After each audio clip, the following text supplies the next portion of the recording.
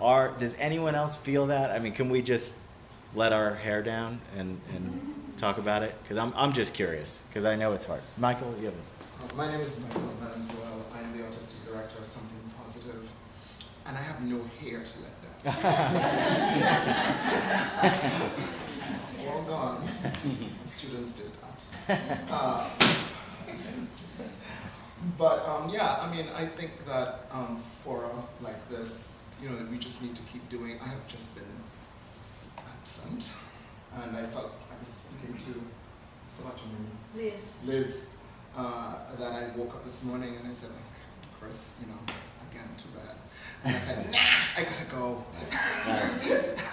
Gotta go. So I think that saying that, I hear this word tradition constantly, and it brings me to a little bit. It's a question maybe of semantics, maybe, but also of kind of esoteric thing about what we do and how we do it and why we do it and why we're trying to what we call keep this tradition. And I just want us to understand that, yeah, the sense of fellowship I think is partly because the sense of lack of fellowship, I feel, it's partly because we're always working. I don't come to the meetings because I have rehearsal. And I'm not giving up my rehearsal because I can't go on stage and say, you know, I had to give that meeting a lock, so let me miss that. I can't do that. So I don't show up because I have rehearsal. And I think that part of this lack of connectivity, the thread that binds us all together, is the fact that we just sometimes we are competing, not just for time, but for money, for resources, for space, for the It's like an ongoing crazy. And the only time you feel liberated is on stage, you know, and even then you're thinking, God, how am I getting these costumes washed, or something, you know, or where am I putting them, you know, or something like that. So I think that some of that is that. But I also wanted to just for a minute, because when I look at the youth thing and talk about all of that tradition, I feel that we need to also be very, very careful about being authentic. And I have this discussion with some of my religious, sacred practitioners about cultural traditions. The more rigid they are, the easier they are to break. And even concrete structures that are being built in our communities have sway. And so we have to understand that even though we want to be authentic and we want to keep the root and we want to preserve the root and we want to really give our children the best of what we had, our time is gone. Our time is past. And that as the tradition finds itself moving, especially like African people, we're African people, we were moved from Africa, we were pushed into the Caribbean, then we made this big move and we came back into a colony again in America that we love, and I want that to America or New York, Lord, please. But it's changing, and we have to learn to then say, yes, this is the root, and we really want our children to understand the root, but we also want to understand that they have their own lives and their own ventures and their own futures to chart with the information of the root. Because they cannot be us. They will not be us. And so that we have to be very careful about when we cement our structures, that we cement our structures with a certain amount of elasticity, that it could sway in the wind and still kind of keep its integrity, but at the same time blossom and grow into, and when we're old, I pray, I sincerely pray, that we can look at it and say, yes, you know, this is beautiful still. Wow. And so that was just No, that's a really good point. Thank you, Michael. Awesome. Hi guys, my name is Asha.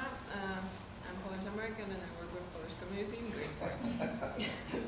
So I wanted to connect those two subjects because, like Chris said, I have amazing experience with my library, and while you were speaking, and I've heard it before, those opinions, I got this thought in my head.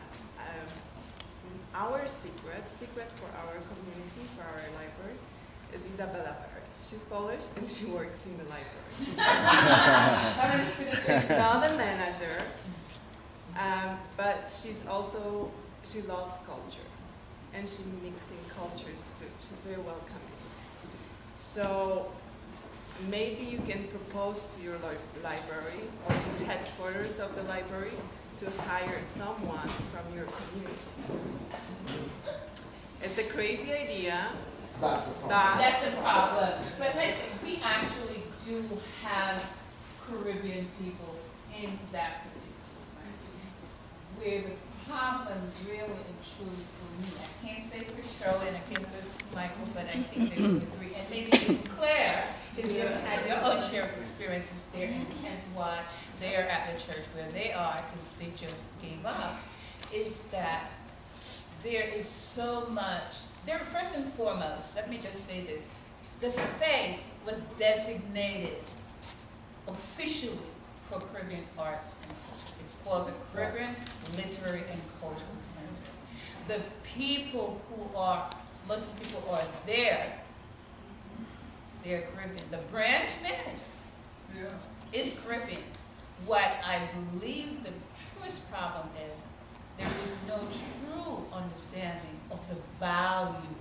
And so it doesn't fit in the context of how this particular librarian sees value of arts and culture. So there needs to be an education. Something that I will say that, I'm speaking more than the others, but I became the mouthpiece because I just feel that passionately, and because the former council member who actually went to bat with that center to be in place kind of grabbed me and says, "You're responsible," and I'm like, "Oh my God," So I'm always advocating in every single way, not just to the branch itself, but to the president of Brooklyn Public Library, trying to fix this. So some of the treatments that you're suggesting is that, and we do force that door to make sure that collaborative things get done. Right. So for example, I'm now working with the Department of Cultural Affairs. And so when I am having a program, whether collaborative with Michael or with Shirley or with any other Caribbean artist who want to do something in this space, because when they want to do something in this space, they call the pit bull, me. And then I go, who do we need as partners?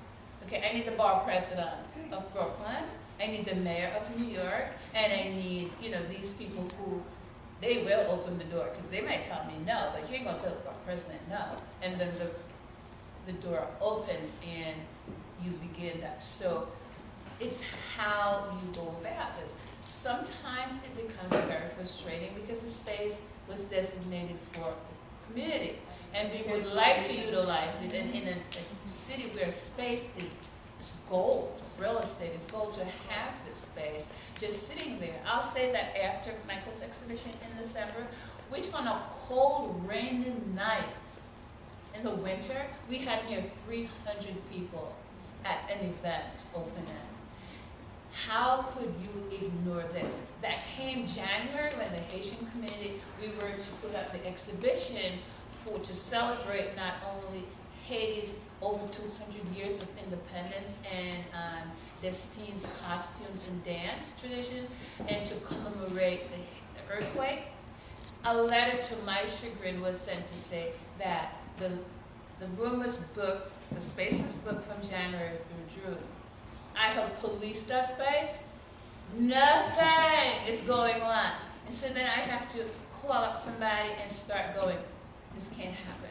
So it is a very painful experience for us as artists in the community. And sometimes we really want to use salty language, and I could. But like Claire and the other groups are very, we become mindful that while we would love to take a sledgehammer to somebody's head, then there's different ways to build a power structure to diffuse those things.